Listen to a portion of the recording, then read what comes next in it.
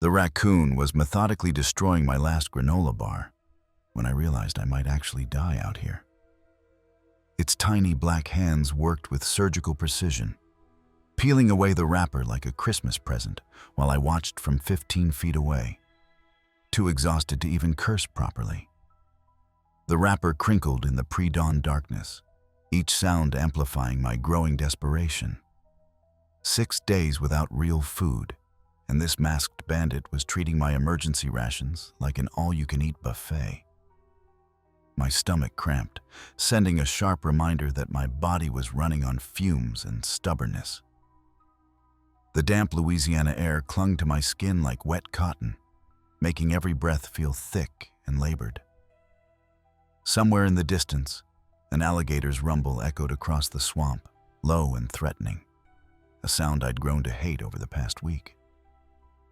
The raccoon paused in its feast, looked directly at me with those unsettlingly human-like eyes, and chittered once, almost like it was mocking me. Then it went back to demolishing what remained of my breakfast, dinner, and probably tomorrow's meal, all rolled into one pathetic energy bar. How the hell had I ended up here? Watching a raccoon eat better than I had in nearly a week, sitting on a patch of soggy ground that squelched every time I shifted position. Wearing clothes that had developed their own ecosystem of smells and probably microorganisms.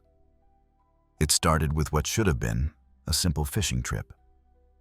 3 buddies, 2 cases of beer, and enough confidence to ignore the weather warnings that Marcus kept dismissing as typical media panic.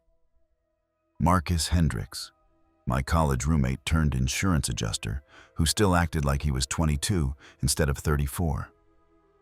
He had this brilliant idea about exploring the untouched parts of the Atchafalaya Basin, places where tourists never ventured and fish supposedly grew to mythical proportions. According to his cousin Bobby, who worked on oil rigs and spent his off time hunting and fishing in every backwater hole in Louisiana, there were spots out here where you could catch bass the size of small dogs. "Trust me, Danny," Marcus had said, pointing at his phone's GPS with the supreme confidence of someone who'd never actually been lost anywhere more challenging than a shopping mall. "Bobby's been out here dozens of times. Says it's paradise. Plus, we'll have the whole place to ourselves." Paradise. Right. Jake Morrison, our third wheel, had been skeptical from the start. Jake was the practical one among us. An engineer who actually read instruction manuals and checked tire pressure before road trips. But even he got caught up in Marcus's enthusiasm once the beer started flowing and the photos of Bobby's supposed catches started making the rounds. "Look at this monster," Marcus had said, showing us a picture of his cousin holding a bass that did indeed look impressive. "Caught it right off this little island about 20 miles into the basin. Says the water's so clear you can see bottom at 15 feet. We should have paid more attention to the weather reports. Should have listened when Jake suggested waiting until after the storm system passed through. Should have rented a bigger boat, brought more supplies, told someone where we were going and when we'd be back. Should have, could have, would have. The story of my life, really. The storm hit on our second day, turning the bayou from peaceful waterway into something resembling a washing machine filled with debris and panic. Our rented pontoon boat, which Marcus had assured us was practically unsinkable and perfect for shallow water navigation, lasted about 20 minutes against 15-foot swells and winds that sounded like freight trains having a screaming match. I remember the exact moment everything went sideways. Literally. 1 second I was gripping the boat's railing with white knuckles, watching Marcus try to navigate between 2 massive cypress trees while Jake shouted directions that nobody could hear over the wind. And the next, I was underwater, lungs burning, ears ringing from the impact of hitting the water at what felt like highway speeds. The boat had capsized so fast that my brain couldn't process it. One moment we were fighting to stay upright. The next I was sinking into dark water that tasted like mud and motor oil. My life jacket doing its job but not making the experience any less terrifying. When I surfaced, gasping and choking on brackish water that burned my throat, the boat was already drifting away, upside down, its white hull disappearing into the storm like a ghost. Marcus and Jake were nowhere to be seen. The storm was a wall of noise and fury, making it impossible to hear anything beyond my own panicked breathing and the constant crash of waves against debris. I called their names until my voice gave out, screaming into the wind and rain like a madman. But the storm swallowed every sound, and the current was already pulling me away from where the boat had gone down. So I swam. God knows how long or in which direction.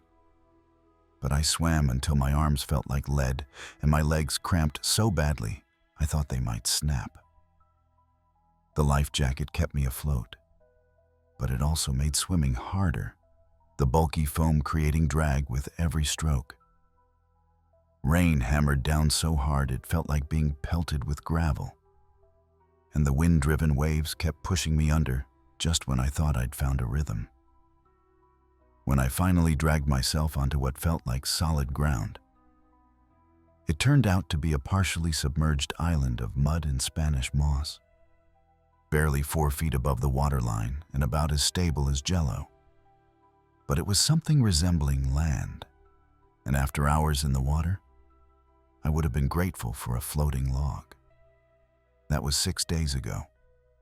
6 days of drinking questionable water, eating whatever I could find that didn't immediately make me sick, and slowly coming to terms with the fact that nobody was coming to look for me. Why would they? We hadn't filed a float plan, hadn't told anyone exactly where we were going, hadn't even left a note with the boat rental company beyond, fishing in the basin. For all anyone knew, we were having the time of our lives out here, catching trophy fish and drinking beer in the wilderness. Our absence wouldn't even register for another few days, and by then the search area would be enormous. The storm had scattered debris across hundreds of square miles, and rescue teams would have their hands full with more obvious emergencies. My little mud island had proven to be surprisingly stable, but it was also slowly shrinking as the water level rose and fell with some tidal pattern I didn't understand. What had been 4 feet of elevation was now closer to 2, and I was starting to wonder if I'd picked a temporary refuge that might disappear entirely during the next high tide. The first 2 days had been pure survival mode, finding fresh water, a small seep that produced about a cup of murky liquid per hour, building some kind of shelter from storm debris, and taking inventory of what had survived the shipwreck. My waterproof bag had lived up to its name, protecting a water bottle, 3 energy bars, a handful of peanuts, a basic first aid kit, and my useless phone. Everything else, including all our food, the cooler, the tackle boxes, and Jake's emergency radio, had gone down with the boat. Day 3 brought the realization that rescue wasn't coming anytime soon, followed by my first serious attempt at finding food. The bayou was full of life, but most of it seemed either poisonous, too fast to catch, or large enough to consider me a potential meal. I'd managed to catch a few crawfish with my bare hands, but they were mostly shell in attitude, providing maybe 50 calories for an hour of muddy, frustrating work. Day 4 was when the hunger really started to bite. Not just normal hunger, but the deep, gnawing emptiness that made it hard to think about anything else. I'd rationed my energy bars carefully, but 3 bars divided by 7 days. The survival window I'd hoped to last at most worked out to less than half a bar per day. The math was depressing and probably wrong, but it was the only math I had. Day 5 brought the fever. Not high enough to be truly dangerous, but enough to make everything feel dreamlike and unstable. I'd probably picked up some kind of infection from the water or a cut I hadn't noticed, and my body was fighting it off while trying to survive on about 800 calories total over nearly a week. And now, day 6. watching my breakfast disappear into a raccoon's surprisingly dexterous paws. The raccoon finished its meal and turned to stare at me with those unsettlingly human-like eyes. It chittered once, almost conversationally, then waddled toward the water's edge with the satisfied air of someone who'd just enjoyed a 5-star meal. "Yeah, you're welcome," I muttered, my voice coming out as a croak that barely qualified as human speech. Talking to wildlife, definitely not a good sign. Next, I'd probably start naming the mosquitoes and having philosophical discussions with cypress trees. My throat felt like I'd been gargling sand mixed with rust flakes. The half bottle of questionable water I'd been nursing wouldn't last another day.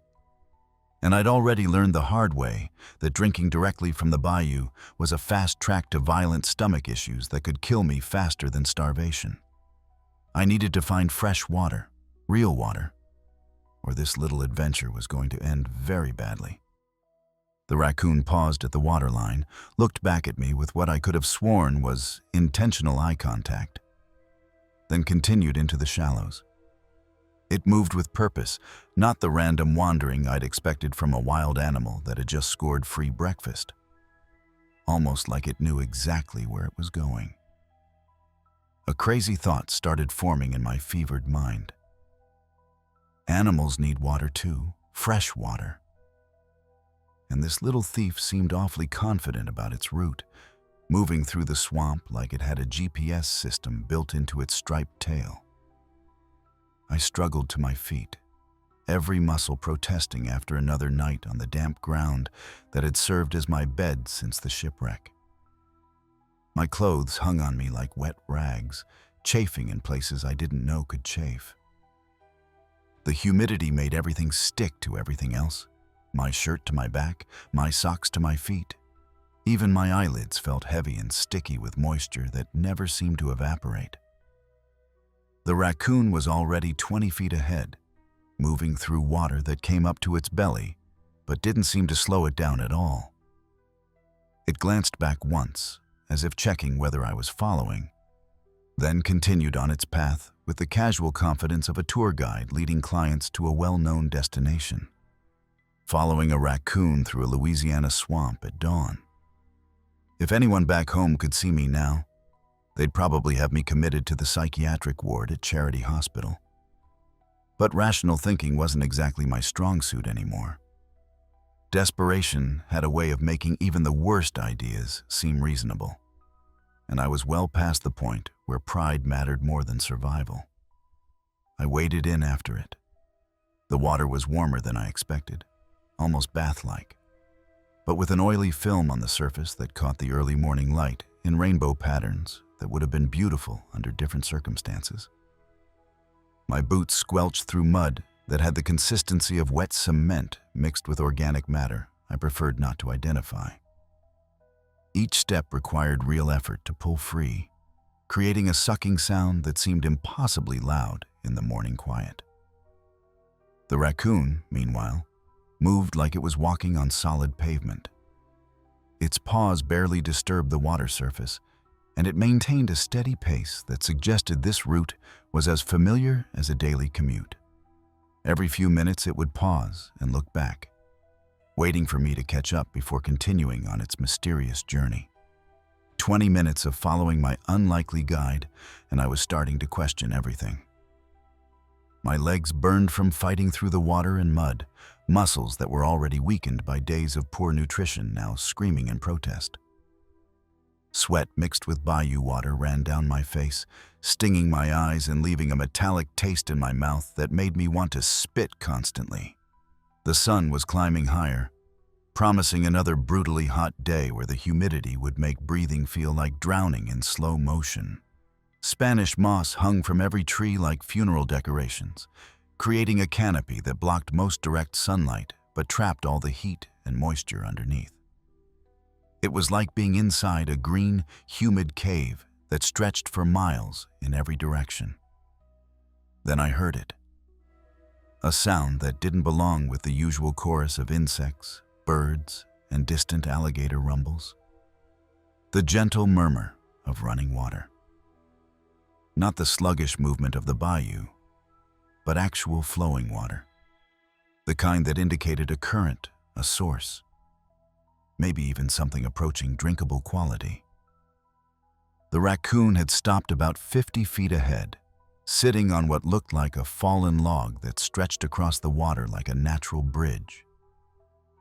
It groomed its paws with deliberate indifference, like it was waiting for me to catch up and acknowledge its superior navigation skills. As I got closer, fighting through vegetation that seemed designed to snag every piece of clothing and exposed skin, I realized the log was actually the remains of an old dock, weathered gray and partially collapsed into the water. Beyond the dock, the bayou narrowed into what could generously be called a creek. Clear water moved over a sandy bottom, creating tiny ripples that sparkled in the morning light filtering through the moss. It wasn't fast enough to be called a stream, but it was definitely flowing, which meant it was going somewhere and coming from somewhere else. And more importantly, it looked clean. Cleaner than anything I'd seen since the storm. The Raccoon chittered once more, almost smugly, then disappeared into the undergrowth with the satisfied air of a job well done. Its work here was apparently finished. I stumbled toward the creek like a man possessed, falling to my knees at the water's edge with such force that pain shot up my legs. But I didn't care. The water was clear enough to see the sandy bottom, which was already a massive improvement over the murky bayou water I'd been rationing like liquid gold. Small fish darted between submerged logs, and I could see the ripples where the current moved around rocks and debris. I cupped my hands and brought the water to my lips. It tasted like nothing. Beautiful, perfect nothing. No metallic aftertaste, no oil slick, no suspicious particles floating around like tiny question marks. Just water that tasted the way water was supposed to taste before I'd spent 6 days learning to appreciate any liquid that didn't immediately make me gag. I stayed by that creek for a long time, longer than made sense. Just sitting there, staring at the water like it was something sacred. My reflection stared back, gaunt, hollow-eyed, with a layer of grime that made me look like I'd crawled out of a coal mine.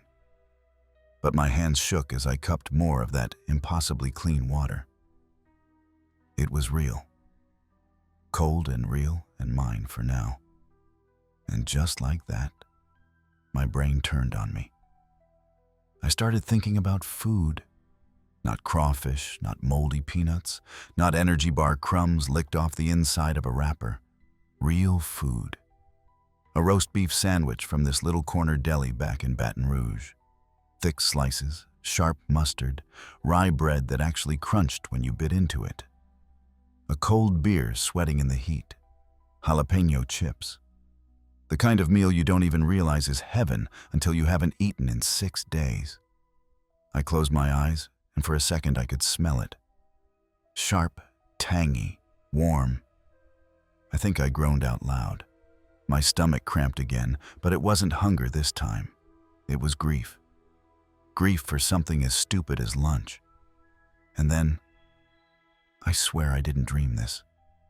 I heard her voice, my mother's, soft and low, like when she used to wake me for school, standing in the doorway without turning the light on. "Come on, baby. Get up now. Time to go." I froze, every hair on my body standing up. My heart thudded once, hard, and then again, faster. The air around me went suddenly still, like even the swamp was listening. I turned my head slowly, expecting what exactly? Her standing there in the trees? A ghost? Another raccoon in drag? But there was nothing. Just cypress knees and Spanish moss and that same lazy ripple of clean creek water. I knew it was in my head, a trick of dehydration and fever. But damn if it didn't feel real for a moment. So real it brought tears to my eyes, uninvited and unannounced. I wiped them away with the back of my filthy hand and laughed once, bitter and short. The sound startled a bird from the brush. "Get it together, Danny," I muttered. "She wouldn't want you crying over sandwiches and ghost voices." Still, it helped somehow. That voice, whether real or imagined, grounded me, reminded me that I was still a person, not just a half-feral swamp thing licking water off leaves. I filled my bottle carefully, capped it, and held it like treasure. Because it was. It meant I could think again, move, try. Even if it killed me, I wasn't going to die thirsty. I drank until my stomach cramped from the sudden influx of fluid, then forced myself to stop. Too much too fast would just make me sick, and I couldn't afford to lose what little I'd consumed. But for the first time in days, I felt something that wasn't quite hope, but wasn't despair either. Maybe something like cautious optimism, if I was being generous with my emotional vocabulary. Sitting by the creek, I took inventory of my situation with something approaching mental clarity for the first time since the storm. The good news? I'd found water. Real, drinkable water that might actually keep me alive long enough for rescue to become a possibility again. The bad news? Everything else. My phone had died on day 2. And even if it were working, there was no signal out here. The emergency whistle in my first aid kit had gone silent after getting clogged with mud during one of my failed attempts at shelter building. My clothes were starting to develop interesting smells that suggested bacterial colonies had taken up permanent residence. And I was pretty sure something was growing between my toes that probably wasn't supposed to be there. But I was alive. Dehydrated, hungry, probably developing multiple infections, definitely losing weight I couldn't afford to lose, but alive. And now I had access to clean water, which moved me from probably going to die in the next few days to might survive long enough to figure out what comes next. The creek seemed to flow roughly northwest, which meant absolutely nothing to me since I had no idea where I was or which direction led back to civilization. For all I knew, following it might take me deeper into the swamp, further from any chance of rescue. But staying put didn't seem like much of an option either. My little mud island was slowly disappearing, and I'd exhausted the limited food sources in the immediate area. I refilled my water bottle with creek water that looked and tasted like it had come from a mountain spring, and made a decision that felt both inevitable and terrifying. I was going to follow the water upstream. Rivers and streams had to come from somewhere, and somewhere was better than the nowhere I was currently occupying. Moving through the swamp was like navigating an obstacle course designed by someone with a twisted sense of humor and an unlimited budget for creative torture devices. Every few feet brought a new challenge. Fallen trees that required climbing over or crawling under. Patches of ground that looked solid but turned out to be quicksand-like mud that tried to swallow my boots. And vegetation so thick it blocked out most of the sunlight while creating perfect hiding spots for every biting insect in Louisiana. The humidity was becoming a living thing, wrapping around me like a wet blanket made of cotton and malice. Sweat poured down my face constantly, mixing with the occasional spider web that I walked into face first, usually while cursing creatively enough to make my mother roll over in her grave.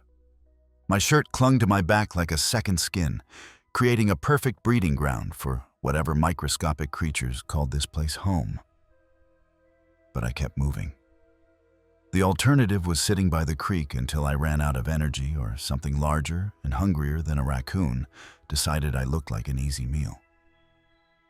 And there were definitely larger things out here. I'd heard them moving through the water at night, creating splashes too big to be fish and too deliberate to be debris.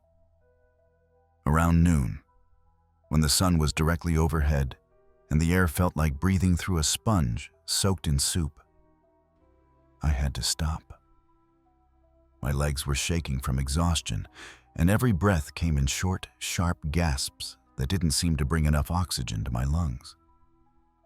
I found a relatively dry spot under a massive cypress tree and collapsed onto a root system that formed a natural chair. The tree's roots created a shelter of sorts, and for a moment I allowed myself to imagine this was all just a particularly vivid camping trip.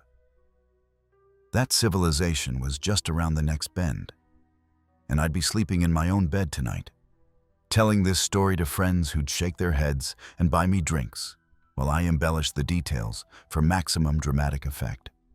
Reality crashed back when I reached for my remaining energy bar, the one I'd been saving for a true emergency, and found the wrapper torn open, its contents scattered and partially eaten. Something had gotten into my backpack while I wasn't paying attention, probably while I was passed out under the tree. I stared at the crumbs for a long moment, fighting back the urge to scream or throw something or just give up entirely. 6 days without real food, and now this. My stomach clenched painfully, reminding me that it had been expecting those calories, counting on them to keep basic functions running for another day or two. That's when I noticed the tracks, small, hand-like prints in the mud around my backpack. The same raccoon, or maybe a different one. Hard to tell when you're dealing with masked bandits who all looked alike to my increasingly unstable perspective. But definitely fresh tracks, still clearly defined in the soft earth, leading away from my makeshift camp and back toward the water. I should have been angry. This was twice now that these little thieves had cost me food I couldn't afford to lose. But instead, I found myself almost grateful. The first raccoon had led me to clean water when I was hours away from trying to drink directly from the bayou and probably poisoning myself in the process. Maybe this was another sign, another breadcrumb in whatever twisted fairy tale I'd stumbled into. The tracks led to a section of creek where the water pooled into something resembling a small pond. The bottom was sandy and clear, and I could see small fish darting between submerged logs, like silver coins flashing in the filtered sunlight. Actual fish. Protein swimming around, just begging to be caught by someone with the skills and equipment to do so. Of course, I had no fishing equipment. My tackle box had gone down with the boat, along with everything else that might have been useful in this situation. But necessity, as they say, is the mother of desperation. And I was desperate enough to try anything that didn't involve eating potentially poisonous plants or wrestling alligators with my bare hands. I spent the next hour fashioning what could generously be called a fishing system from materials at hand. A long, flexible branch became my rod after I spent 20 minutes finding one that wouldn't break the moment I put pressure on it. Unwrapped thread from my partially destroyed shirt became fishing line, though it was probably too thick and visible to fool anything with working eyes. A safety pin from my first aid kit, bent and sharpened on a rock until my fingers were raw and bleeding, became my hook. For bait, I used the remaining crumbs of my energy bar, formed into tiny balls and pressed onto the makeshift hook with the desperate hope that fish in the bayou weren't too picky about their meals. It looked ridiculous and would probably fail spectacularly, but it was something to do besides sit and feel sorry for myself, while my body slowly consumed its own muscle mass. The first cast landed about 2 feet from where I'd aimed, creating a splash that probably scared every fish within a 100-yard radius. The second cast got tangled in an overhanging branch that seemed to reach out and grab my line just to spite me. The third cast actually made it into the water and stayed there for about 30 seconds before something, definitely not a fish, stole my bait without even the courtesy of a proper bite. By the fourth cast, I was beginning to suspect that survival fishing was considerably harder than the YouTube videos had made it look. Those guys on the outdoor channels made it seem like fish were just waiting to jump into your boat, eager to become dinner for anyone with basic coordination and a fishing pole. Then something tugged on the line.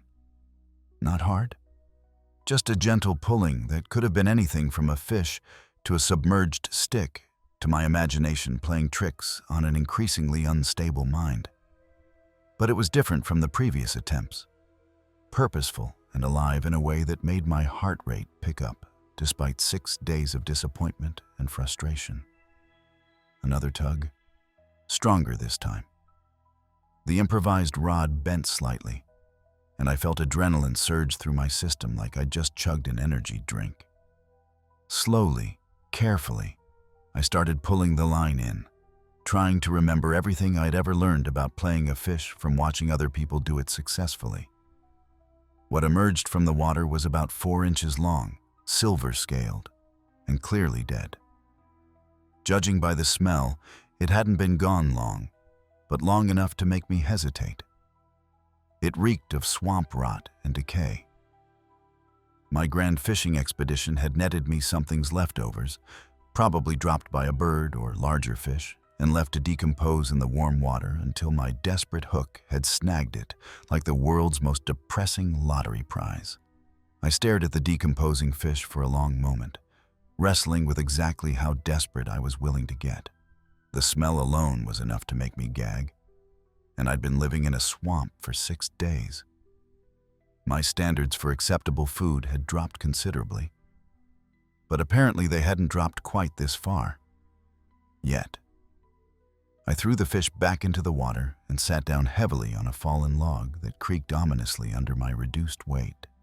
The sun was starting to sink toward the horizon, painting the bayou in shades of orange and gold that would have been beautiful if I weren't slowly starving to death in the middle of paradise. That's when I heard the voices. Human voices. Actual human beings.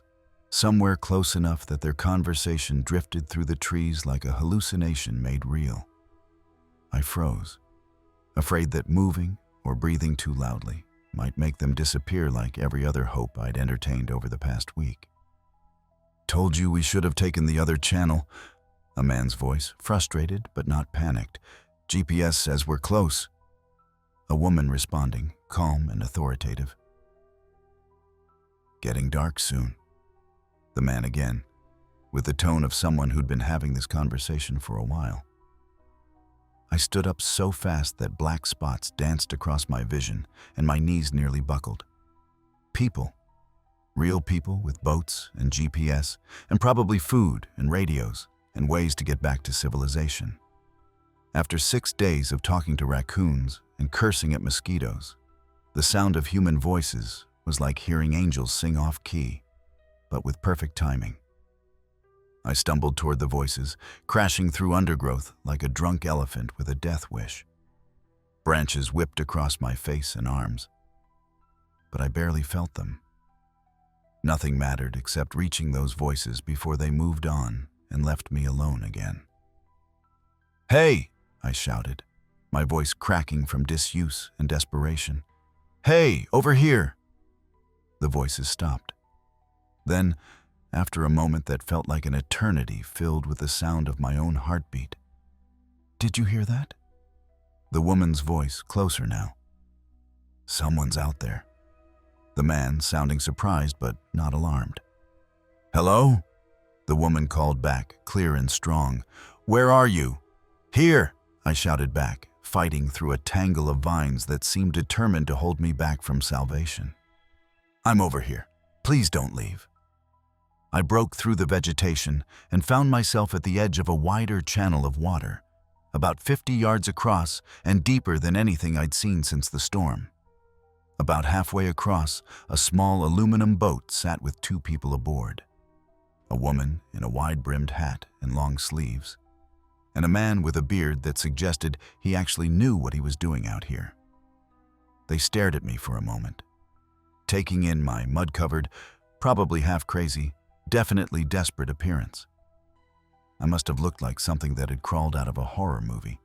Clothes torn and stained, hair matted with debris, face probably gaunt from 6 days of minimal nutrition.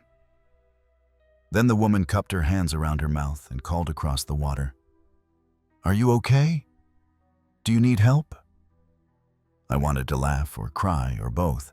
Instead, I managed to croak out, "I've been out here 6 days. My boat capsized in the storm. Please, I need help." The man started the motor while the woman pulled out what looked like a marine radium. The sound of the engine was the most beautiful thing I'd heard since the storm. Mechanical, reliable, representing civilization and safety and the possibility of sleeping in an actual bed sometime before I died of starvation or infection or simple despair.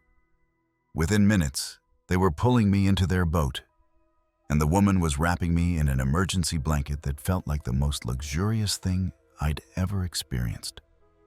The fabric was silver and crinkly, designed to retain body heat, but to me it felt like being embraced by safety itself. "Water," the woman said, handing me a bottle of store-bought water that was so cold it made my teeth ache. "Drink slowly." "Food," the man added, producing a sandwich wrapped in plastic that looked like it had been crafted by angels working overtime.